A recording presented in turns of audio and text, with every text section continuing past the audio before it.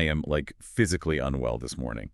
The reality television universe has just completely lost its collective mind this week. I mean, we have grown men accidentally shoving people into lit fire pits and people trying to pass off their actual police mugshots as fake AI creations. It is truly a masterclass in how not to conduct yourself. Literally. And someone fighting over a $540 bar tab. I cannot handle the level of mess we have been handed today. It's a sprawling, unhinged buffet of terrible decision-making. And frankly, I am seated with a napkin tucked into my collar. Babes, welcome back. We love you. We see you. And babes, happy morning. Grab your coffee because the gossip gods have absolutely clocked in today. Oh, they didn't just clock in. They worked right through the holiday weekend. They demanded time and a half, and they left us with a towering pile of internet chaos. So much chaos. But I, however, am barely functioning. I have this massive iced caramel coffee right in front of me. The condensation is like pooling on my desk, and I am desperately trying to find the will to participate in society today.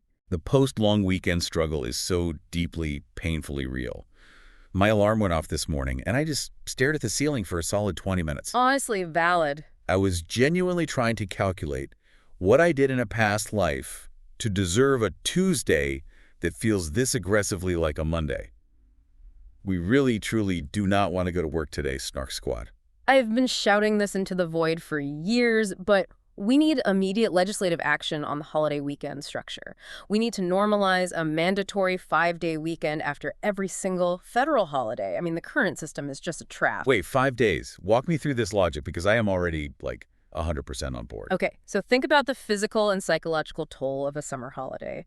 You get a 3-day weekend, right? The corporate overlords tell you to go rest. But you don't rest. Exactly. You don't actually rest. You go to a barbecue, you stand in the blazing sun for 6 hours, you consume your body weight in mayonnaise-based potato salads and hot dogs. Oh my God, the sodium. The sodium is lethal.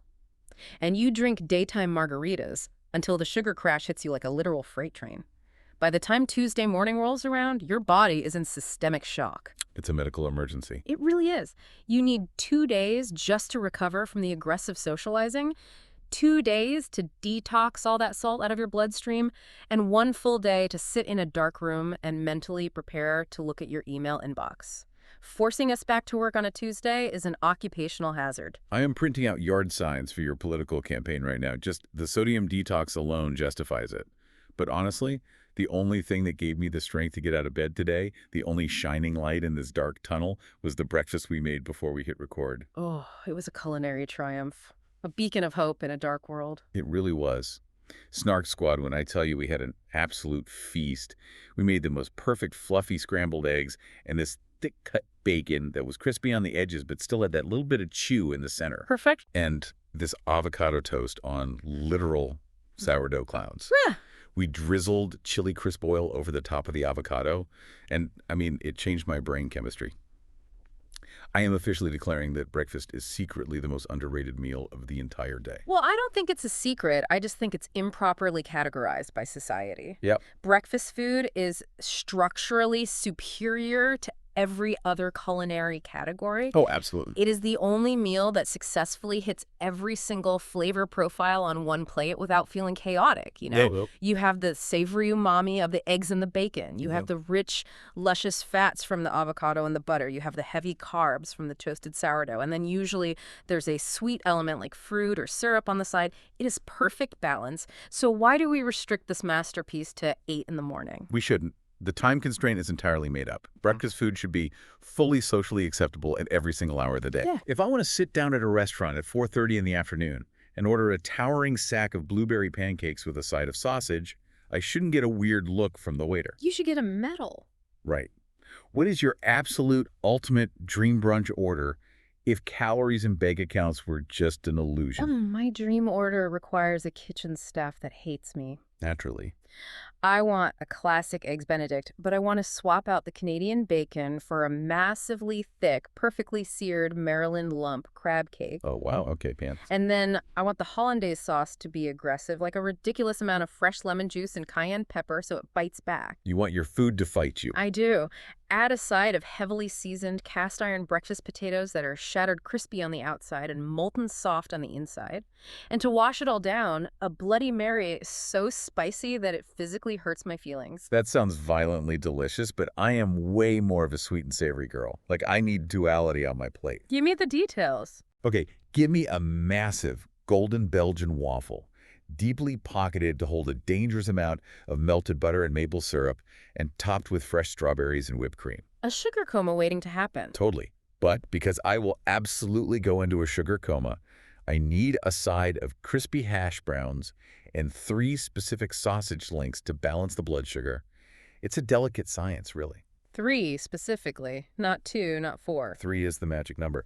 But, talking about brunch just reminds me that this entire time of year feels like one endless, exhausting brunch that you can never leave. I mean, it is nonstop holidays right now. It's an endurance test. It truly is. Yeah. You kick it off with Canada Day, then immediately slam into Independence Day. You've got the endless summer barbecues, the block parties, the long weekends. Oh, fireworks. Ugh, the neighborhood fireworks that keep my poor dog shaking under the bed until 2 in the morning. But despite the sheer exhaustion of the social calendar, I am officially declaring that July might actually be the most underrated month of the entire calendar year. Oh, I will absolutely defend July, but entirely for cynical reasons. Wait, why cynical? Because July is the only month of the year where corporate expectations hit absolute rock bottom. Logistically speaking, half of your office, your clients, and your vendors are on PTO at any given moment. That is so true. You can send a work email at 2:15 on a Thursday in mid-July, and nobody on earth expects a response until August. The entire professional world just collectively agrees to put in a C- effort for 4 weeks, and I find that beautiful. See, I love that. But for me, July is just peak, unapologetic summer energy. Like, June is just a warm-up. June is a tease. Yeah, June is fake summer. Exactly. And August actually gives me the Sunday scaries for the whole year because you can feel the crisp fall air creeping in and the back-to-school commercials start playing, which completely ruins my vibe. The Target commercial with notebooks is a jump scare. It is. But July is the main event. You're eating popsicles on the porch, you constantly smell like coconut sunscreen, and you are just living your absolute best life. I mean, you are deeply romanticizing this. You are entirely forgetting the reality of the East Coast heat wave that has officially parked itself directly over our heads to humble us all. Okay, that is fair.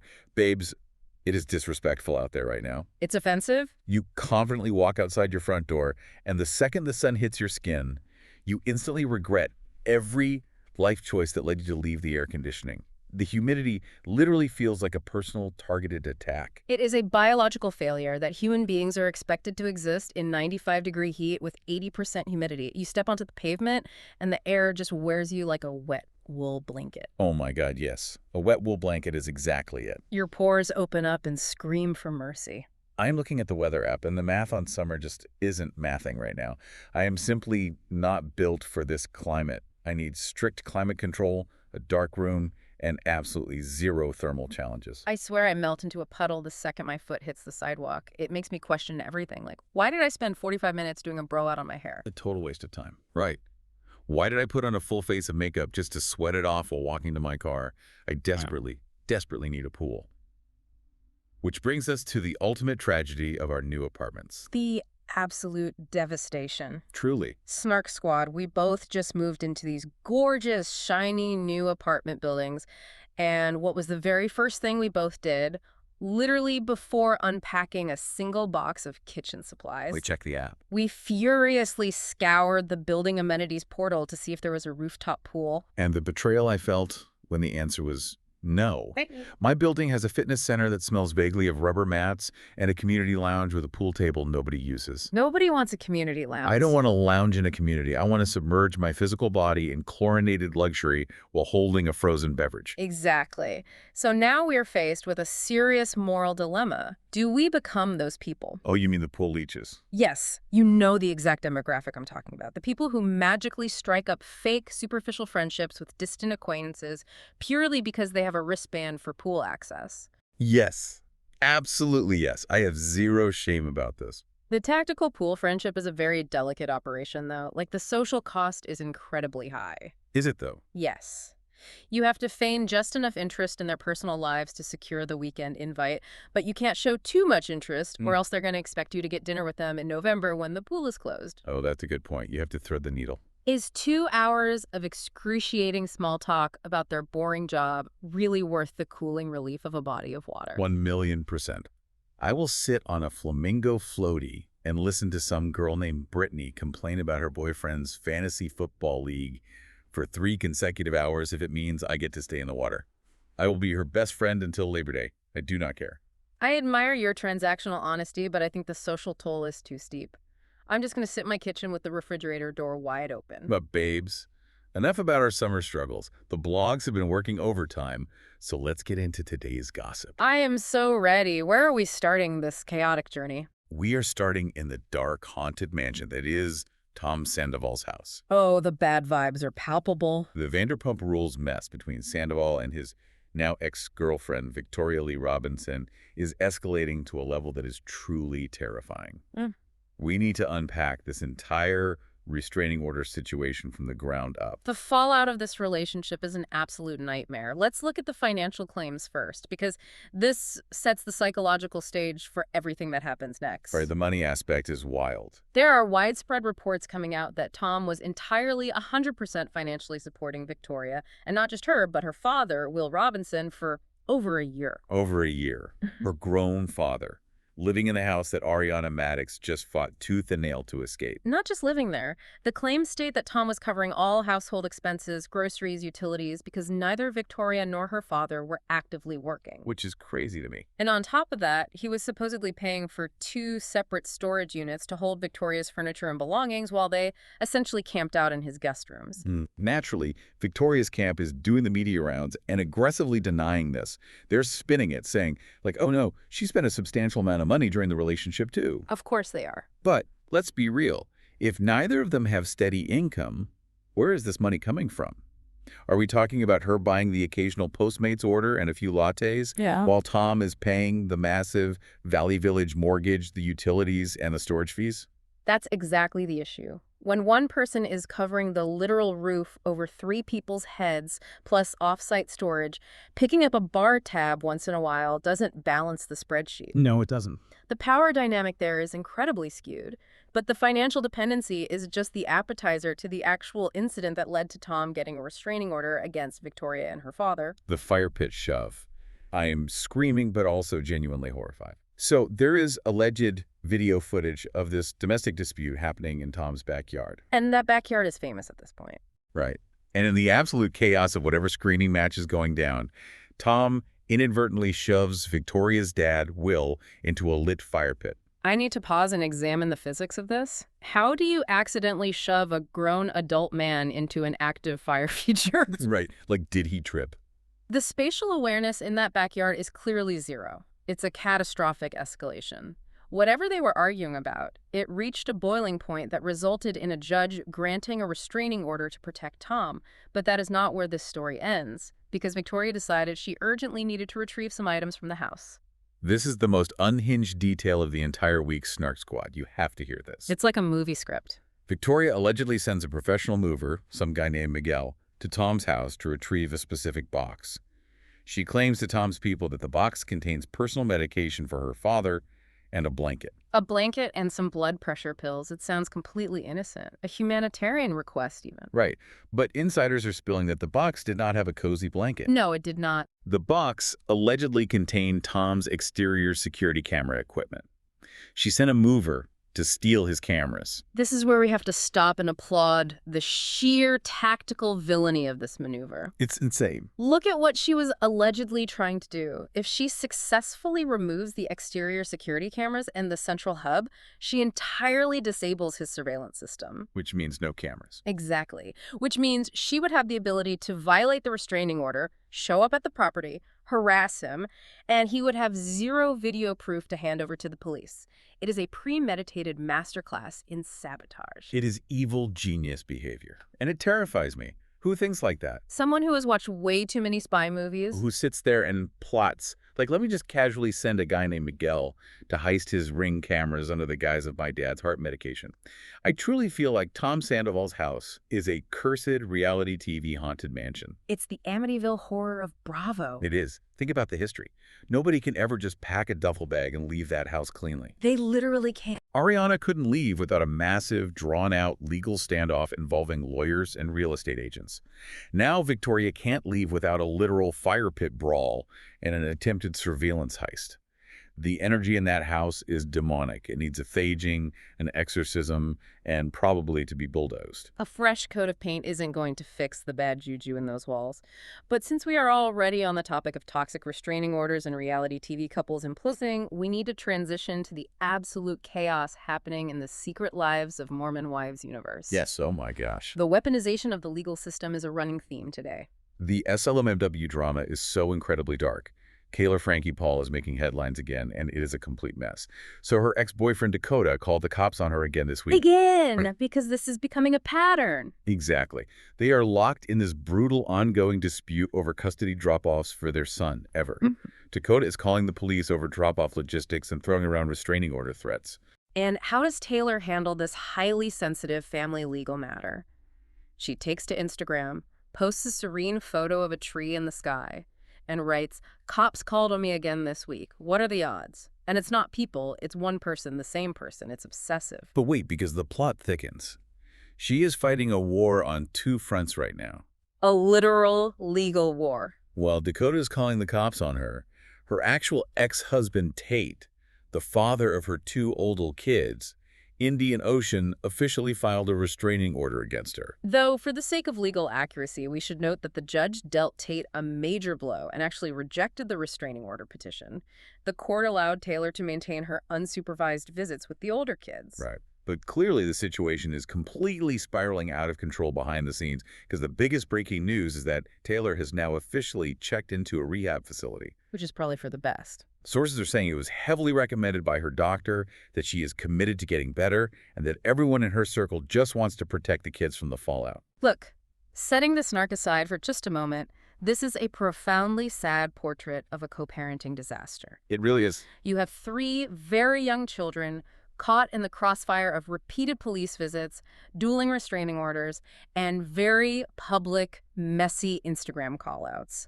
And you have to look at the mechanics of how the Hulu show's massive success is acting as an accelerant here. The reality TV pressure cooker. Exactly. When your entire personal brand and your primary source of income is built on being scandalous and messy on television, it creates a toxic feedback loop. Right, because they need the drama for the show. The fans reward the chaos, the network rewards the chaos, but that same chaos completely destroys your actual real-world stability. You can't be a messy reality star at night and a peaceful co-parent in the morning. The boundaries bleed together. It stops being an entertaining TikTok dance and just becomes a tragic family emergency. Mm-hmm. I really, truly hope that rehab gives her the space to heal and figure things out, because those kids desperately need a quiet, peaceful environment.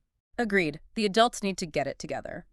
But moving from millennial parents dealing with adult legal drama to the Bravo kids getting themselves into trouble, we have a shocking arrest in New Jersey. Oh my God, yeah. And this one is a perfect case study in how Gen Z reality stars handle a crisis. I literally gasped when I read this. Melania Giudice.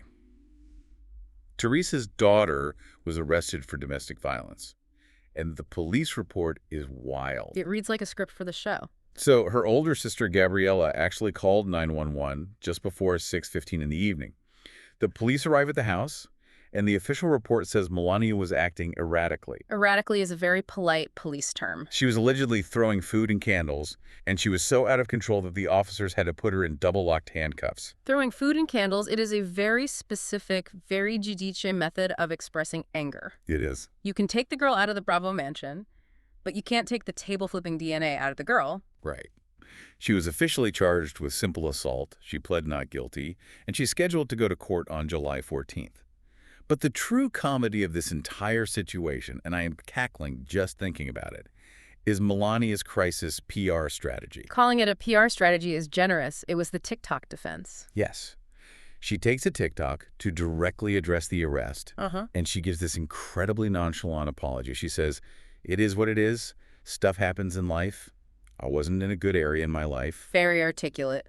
Which, fine, typical Gen Z accountability. But then her actual police mugshot starts going viral online, and she looks incredibly glamorous in it. Like her hair is perfectly blown out, her makeup is fully beat. The contour was flawless. I will give her that. Right. And instead of just owning the fact that she looked good while getting booked, she claims the mugshot is totally fake and was generated by AI. This right here is what fascinates me about the psychology of kids raised on reality television. It completely warps their survival instincts. How so? Let's look at the reality. She is facing a legitimate domestic violence and assault charge involving her own sister, complete with double-locked handcuffs. But what actually offends her, what truly enrages her, The picture. exactly, the idea that the public thinks her mugshot is unedited. She literally said in the video, "I looked fire in my mugshot."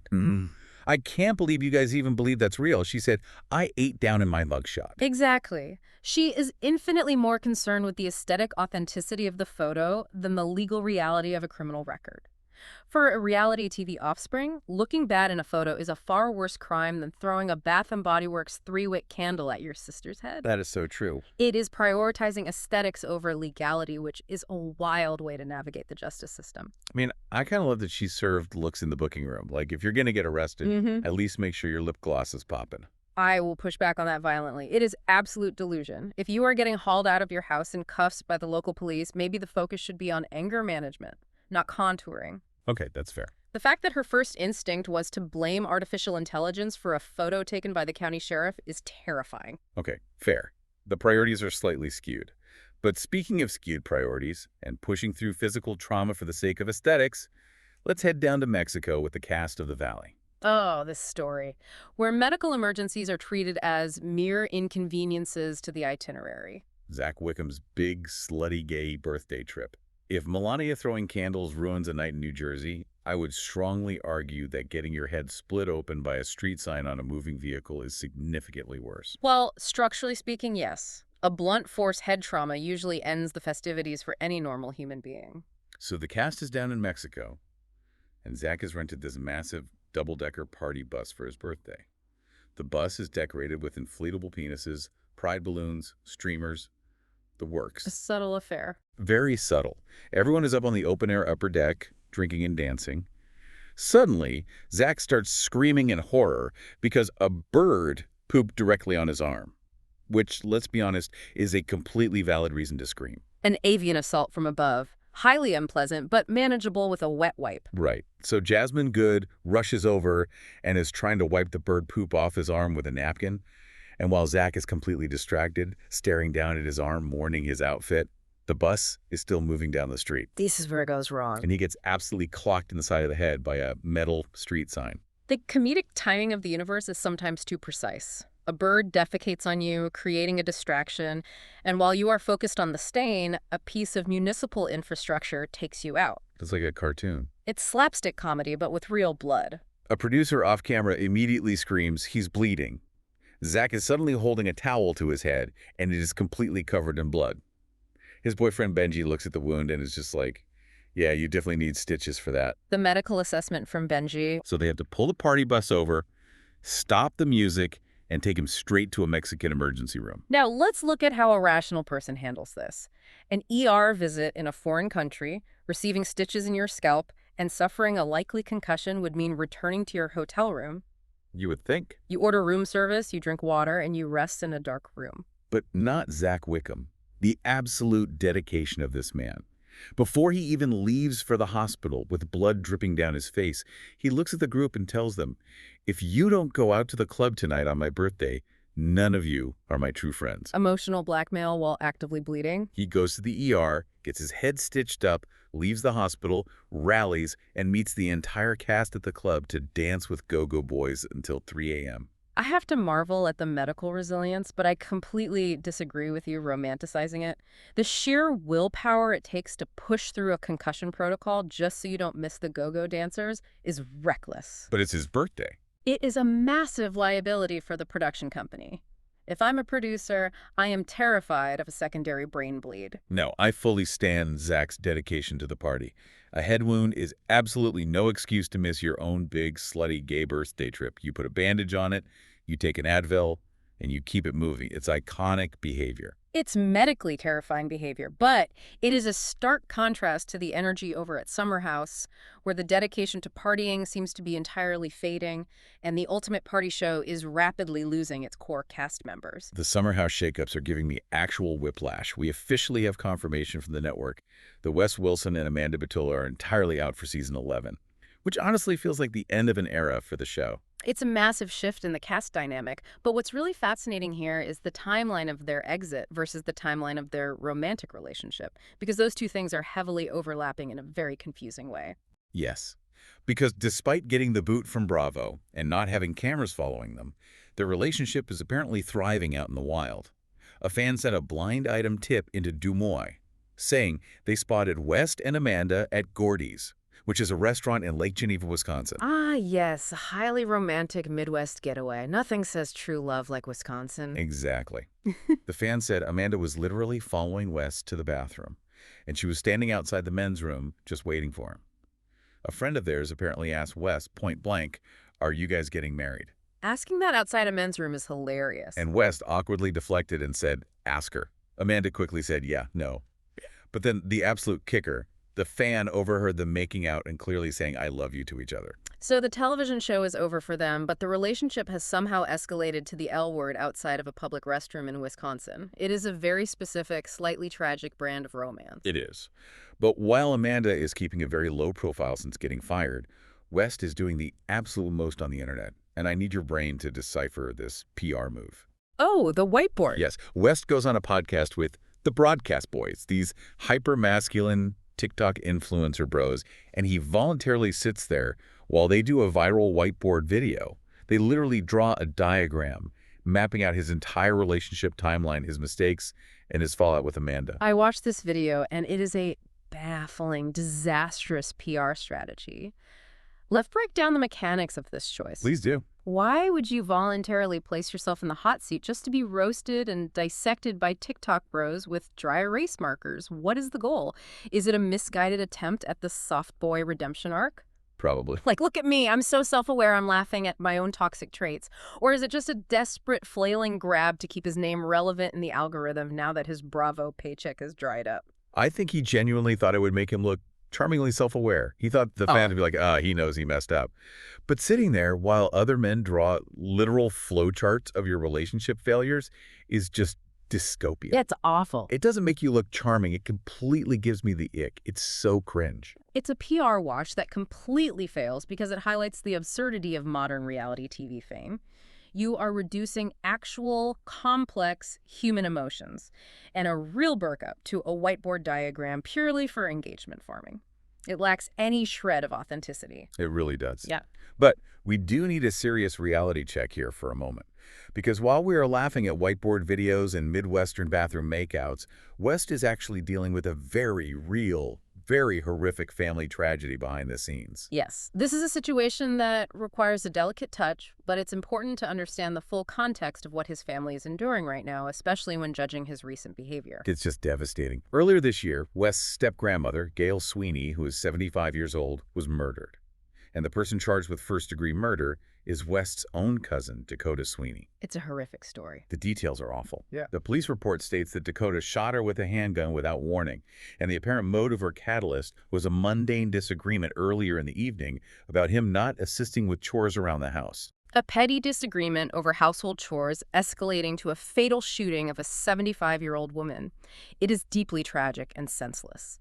And the latest update from the court system is that the judge just approved an expanded request tied to Dakota's mental health. Right, the evaluation. They are seeking a full psychiatric evaluation, not just for his basic fitness to stand trial, but to determine if intense psychiatric treatment is appropriate regardless of how the trial plays out. What's crazy is that Dakota was actually arrested the night before.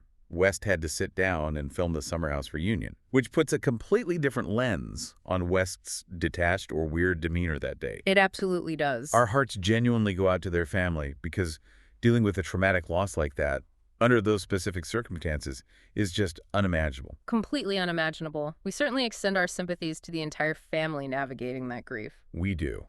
But for the sake of our own mental health, we're going to deliberately pivot right back into the shallow end of the petty gossip pool to lighten the mood, because that got very heavy.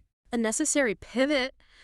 Give me some... Also, speaking of Next Gen NYC, Gia Giche is out here publicly distancing herself from her mom, Teresa, claiming she's focusing on her own brand and openly accusing her co-star of starting fake drama just because it's convenient for the cameras. Ah, the Bravo generational passing of the torch. Gia is learning how to self-produce in real time. Right in front of our eyes. It's the circle of reality TV life. You start as a child in the background of a table flip, and you end up producing your own storylines. It really is beautiful to watch. But wait, if we are talking about what producers are looking for, we have to talk about Peacock and Love Island USA, because this casting choice is insane. The dark past of a Casa Amor bombshell. I read this brief. Casa Amor bombshell Tierra is currently making waves on Season 8, but the internet works fast, and the sleuths found the receipts. Someone uncovered 2018 court documents showing that a 17-year-old girl named Shayla Woodward filed a temporary restraining order against Tierra. And let's be clear, the allegations in this restraining order are not minor high school drama. Shayla claimed under oath that Tierra physically assaulted her, hitting her multiple times in the face and body, and explicitly threatened to shoot her with a gun, all over suspicions regarding an ex-boyfriend. The docs say Tierra was relentlessly harassing her on text, blowing up her Instagram, stalking her on Snapchat, and then threatened to shoot her the next time she saw her in public. Terrifying behavior. The judge initially granted the temporary order, but in December 2018, the case was ultimately dismissed, and prosecutors never filed official criminal charges. And because it was dismissed, Tierra's background check for Peacock came up completely clean. This raises a fascinating and slightly terrifying question about the entire network casting process. Do background checks for reality TV even matter anymore? Or, more cynically, do producers secretly love finding people who have dismissed restraining orders and a documented history of explosive, violent threats? Oh, they definitely love it. They put out these PR statements pretending to be shocked, but they know exactly what they're doing. They want people who are going to bring chaotic, unhinged energy. It's basically a prerequisite. Someone who threatens to shoot a teenager over a boy in 2018 is absolutely guaranteed to scream at a girl in a bikini over a man in a villa in 2026. It is a calculated risk for ratings. It is the definition of weaponized casting. Casting directors look for the psychological cracks, the lack of impulse control, the history of volatility. They find it, they ignore the dismissed charges, and they put them on camera. Exactly. And speaking of putting psychological cracks on camera, let's talk about the ultimate Housewives meltdown. The Quiet Woman restaurant in Corona del Mar is practically a tenured cast member on RHOC at this point, and it just hosted another iconic screaming disaster. I love when innocent restaurants become Bravo battlegrounds. Tamra Judge went on Jeff Lewis's radio show and completely exposed Shannon Beador. Apparently, Shannon had an absolute unhinged meltdown at the Quiet Woman. Why? Because the restaurant didn't automatically comp her $540 tab. Let's break down the sheer economics of a $540 tab. Tamra specifically noted they only ordered appetizers and drinks, no entrees. That is wild to me. That is a staggering amount of calamari and dirty martinis. She was there with Andy Cohen and the rest of the cast, and Shannon was furious, waving her hands, claiming that Bravo and the Housewives had put the restaurant on the map, and she couldn't believe she was being asked to pull out her credit card for mozzarella sticks. The sheer blinding entitlement of housewife fame is a psychological marvel. Let's analyze this mindset. Yes, let's. How many times can you scream at a hostess, throw a plate across a dining room, or sob uncontrollably in the women's bathroom on national television before you genuinely expect free calamari for life? Shannon believes her chaotic behavior is a form of guerrilla marketing that deserves financial compensation in the form of free appetizers. It's completely delusional. I am mortified for her. But you know what the funniest part is? Tamra, instead of being a good friend and telling Shannon to calm down and pay her bill, actually enables the behavior. Of course she does. Tamra goes to the owner and is like, listen, Shannon feels like she's filmed here forever and never gets a free meal. She's really upset. And it worked. The owner reversed the charges and comped the entire $540. It's the worst possible outcome. It reinforces the delusion. I know. I blame Tamra for enabling her. If my friend throws a fit over a bill, I am handing the waiter my card and apologizing. I disagree. I don't blame Tamra. I blame the restaurant owner. If someone screams in your establishment, you hand them the bill and ban them. Comping the tab just teaches Shannon that throwing a tantrum is a valid currency. And then Shannon allegedly admitted the next day that she may have overreacted a little bit. Understatement of the century. That is just classic Shannon. But this whole situation gives us a great window into the current state of RHOC friendships, because the dynamic has completely shifted for season 20. Let me guess, the Tres Amigas are officially deceased. Dead and buried. Shannon confirmed at the premiere party that she is keeping very strict, impenetrable boundaries with Tamra. She said she had to look at the history, the toxic repeating patterns, and she realized for her own happiness and peace of mind, she has to stay away. Shannon is now besties with the newbie, Carmela Garcia. Good for Shannon. Emotional boundaries are a very rare commodity in Orange County.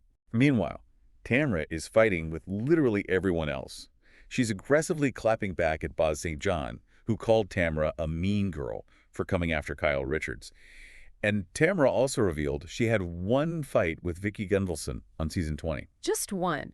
Given their history, that shows tremendous restraint. What was the catalyst for the screaming match? Apparently, Vicki was drunk and started talking about Tamra's estranged daughter, which, as anyone who watches the show knows, is the ultimate red line for Tamra. So Tamra went off on her.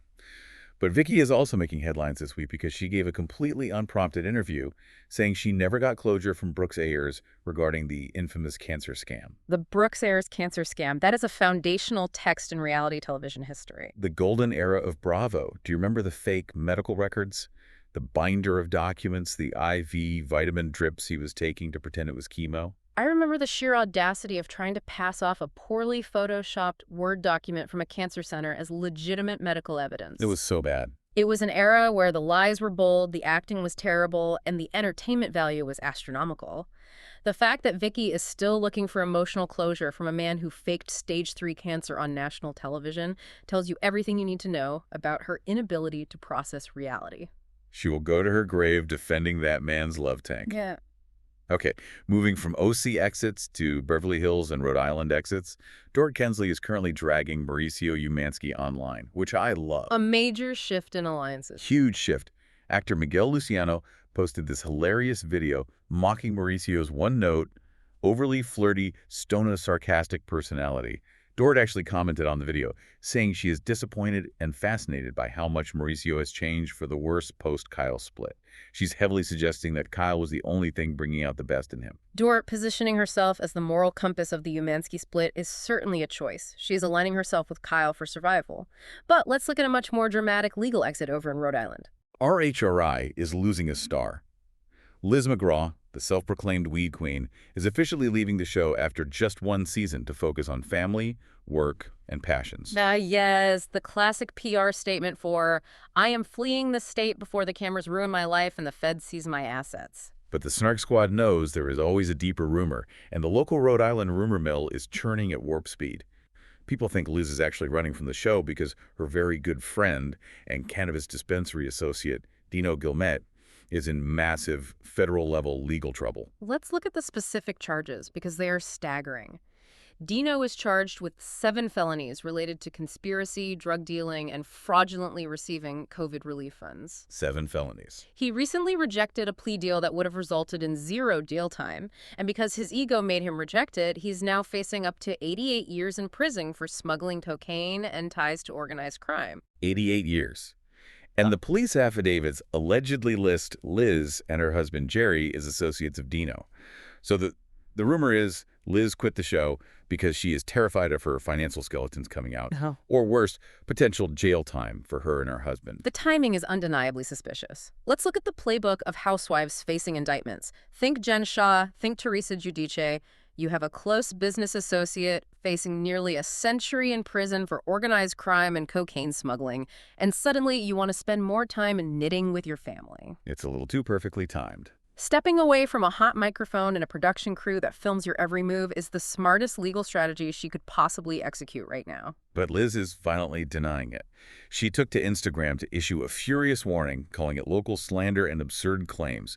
She said, if there were an ounce of validity to it, I'd not have ever gone on a show, and threatened to hold people legally accountable for spreading fiction. And guess who commented on the post? Andy Cohen. He just wrote, the door is always open. Of course he did. Andy Cohen loves nothing more than a housewife with a looming federal indictment. It is pure ratings gold. He lives for it. Liz can deny it all she wants. She can threaten to sue the blogs. But the optics of fleeing reality TV while your business associate faces mob charges is impossible to spin gracefully. It's true crime meets Bravo. Which brings us to our ultimate transition. We are going from Liz McGraw denying real crimes in Rhode Island to Angela Oakley inventing completely fake ones in Atlanta. The Real Housewives of Atlanta mess is a perfect example of what happens when cast members try to become their own producers and completely lose the plot. It is the most manufactured, try-hard mess I have ever seen. So Angela Oakley goes on the show and loudly claims her neighbor, Ashley Byram, told her that Shamia Morton was having an affair with Ashley's husband, George Byram. George is a personal injury consultant. Angela's grand proof of this illicit affair. George made a financial donation to Shamia's charity event. The investigative leaps here are staggering. A public charity donation equals infidelity. The logic is profoundly flawed. It doesn't even make narrative sense. Completely flawed. Shamia immediately brought receipts to the cast, refuting the whole thing. The women started calling Angela Pinocchio to her face. But then the neighbor, Ashley Byram, takes to Instagram to absolutely eviscerate Angela in public. I read Ashley's statement, and it is a masterclass in dismantling a reality TV narrative. She surgically took Angela apart. She destroyed her. Ashley said Angela literally called her on the phone to fish for information, got a completely neutral, boring response, and then decided to make Ashley's husband the centerpiece of a delusional storyline just to secure her peach. Ashley posted pictures of her, George, and Angela's husband, Charles Oakley, together at various charity events, proving that George donates to charities all over Atlanta and his donation wasn't unique to Shamia. It completely invalidates Angela's entire premise. The storyline is dead on arrival. But Angela refuses to back down. This is why I lost my mind. Angela claps back on Instagram, claiming that she actually hired a private investigator. She says, "Funny how me hiring a private investigator to ask him questions somehow turned into a manufactured storyline." She literally tells Ashley to hire a different PR firm. This is where we have to take a step back and look at the evolution of the Housewives franchise as a whole. I pose a question to you. When did we cross the Rubicon? When did Housewives go from organic, petty fights over someone being late to a dinner party or wearing the wrong shoes to literally hiring licensed private investigators to ruin real marriages just to secure screen time for a second season? I don't know, but it is so dark. I miss the days of fighting over stolen floral centerpieces or who said what at a local fashion show. Hiring a PI to tail your neighbor's husband to invent an affair with your castmate is unhinged, sociopathic behavior. If we look at the fans who consume this media, this is the toxic peak of the producing yourself era. These women come onto the show so hyper-aware of the formula. They know exactly what they're doing. They know they need a storyline, they know they need a scandal to trend on Twitter, so they bypass authentic human interaction and go straight to espionage. It's sterile, it's malicious, and frankly, it leaves fans craving the authentic, messy, unpolished reality TV of the early 2010s. We want the Brooks Ayers cancer scam, where the delusion was organic and bizarre, not a manufactured plot point involving a private eye and a PR firm. Yes, we want organic delusion. Give us real housewives with real problems, not amateur detectives trying to ruin civilian lives for a peach. The fans can smell the inauthenticity from a mile away. The blogs have given us so much today, my brain is officially spinning. We have covered fire pits, bird feces, private investigators, the structural integrity of breakfast foods, and the weaponization of the legal system. I'd say our work here is done. We did that. Snark Squad, you know we need to hear from you. We need your opinions down in the comments immediately. Is July the most underrated month of the year? They need to weigh in on this. What is your absolute favorite breakfast order? And the ultimate summer debate. Would you rather have a rooftop pool or central air conditioning during a heat wave? Think carefully before you answer that last one. Central air is basic survival. A pool is just aesthetics. I'm picking the pool. Don't listen to the logic. Thank you, everyone, for listening to us lose our minds over this gossip today. You are the absolute best. Please remember to subscribe, leave a review, and share this with another gossip-loving babe. And remember, before you send a mover to pick up a blanket, make sure it's not actually a security camera. Stay shady, stay hydrated, and we'll see you on the Snark side.